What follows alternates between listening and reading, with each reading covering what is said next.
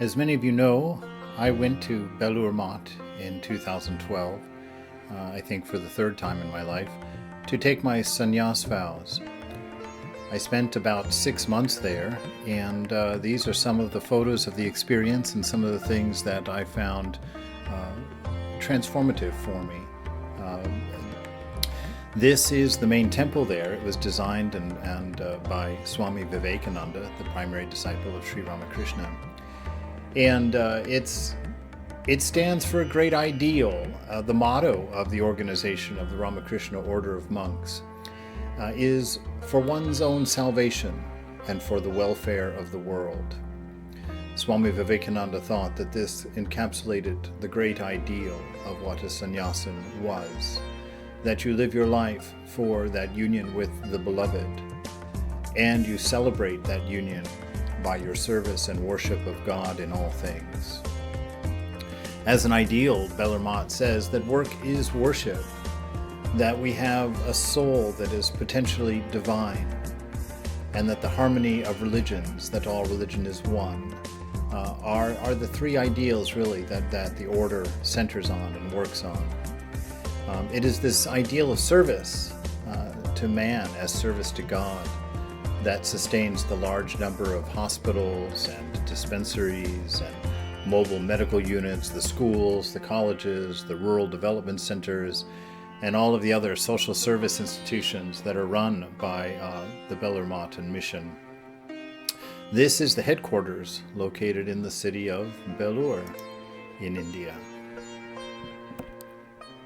When I arrived at Belur Mat on that fateful day, I went to the headquarters, of course, to check in with the head Swami there, with the President Maharaj.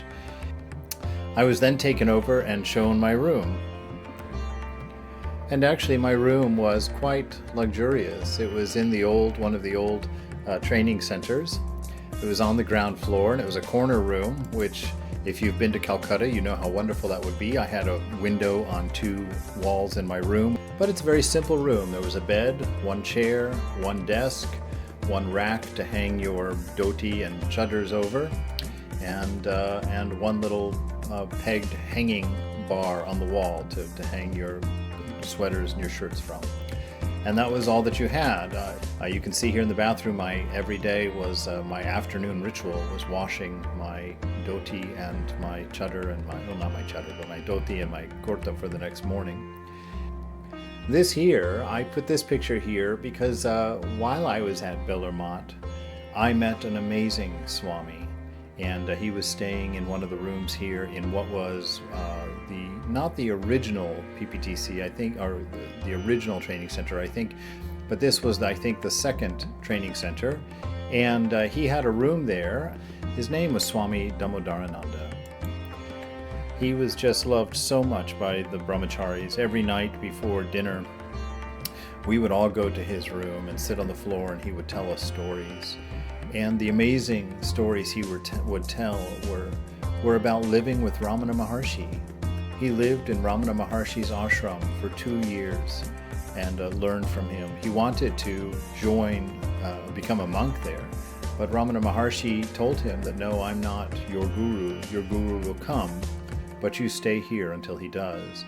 And he was there for 2 years, and one afternoon, 2 visiting swamis from Belur Mat arrived at Ramana Maharshi's ashram, and Ramana Maharshi fetched Swami Damodarananda here, of course before he was a swami, and told him to go with these 2 gentlemen, that they would take him, and that was where he should join to become a monk. That was where his guru would be. So every night we would listen to his stories, and he just was so loving and so compassionate and so caring. It was really quite a joy.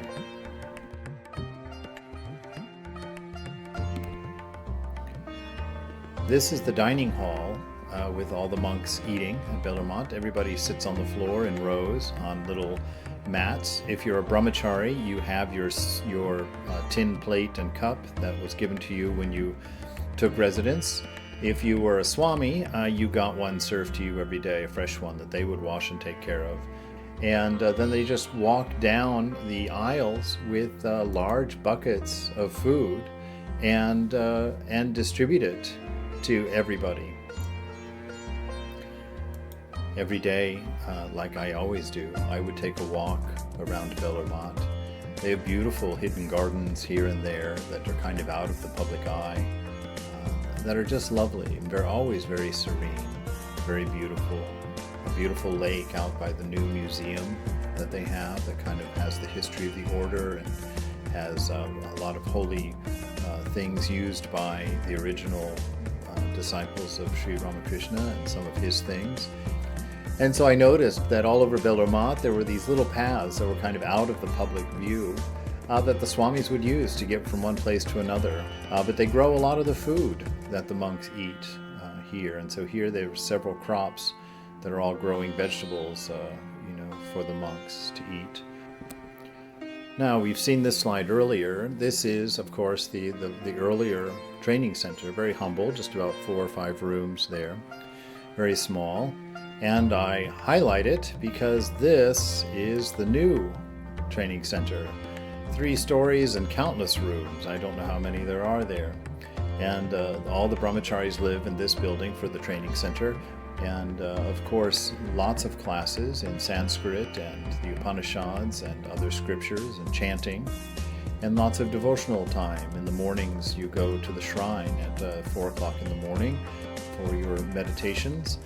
This building here, the top floor there, is where it's a gymnasium-sized shrine room, and all the brahmacharis have their mats. They're sitting on the floor for their meditation practice. This is Ayan Maharaj. He is now a sannyasin who was teaching Swami Atmapriyananda there, who was in Hollywood for a short while. Really, Swami Atmapriyananda every day took roughly 2 hours out of his own time, sometimes quite late in the evening because his schedule was full.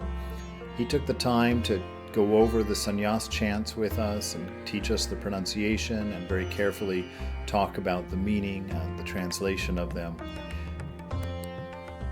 Many of you will recognize Swami Dhyana Yogananda, who used to work at Vivekananda University before he ended up in Hollywood. He came to the DC Center for about 5 weeks, about 4 or 5 years ago. We were taking a walk here, and this is one of those trails that's kind of back in the monks area. Now, this plot of ground here is very special to me. This is where the sannyas camp was. This is more of a somber picture.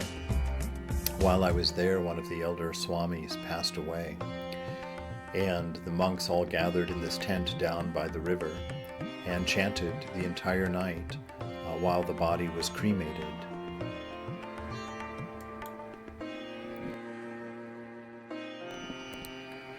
The next morning, where the cremation took place, after everything has been burned completely down, they take the ashes and put them into the river, and then they decorate the plot of land where the cremation took place. Here it's done with beautiful flowers and flower petals. I'm going to leave us here with this picture of 3 temples, actually. The building on the right houses 2 temples. The one on the bottom floor, the ground floor there, is the Vivekananda temple. And very appropriately, above Vivekananda is the temple to the formless God. That's Belur Mat in the middle of the picture in the distance there, the main temple to Sri Ramakrishna, who was the embodiment of all religions.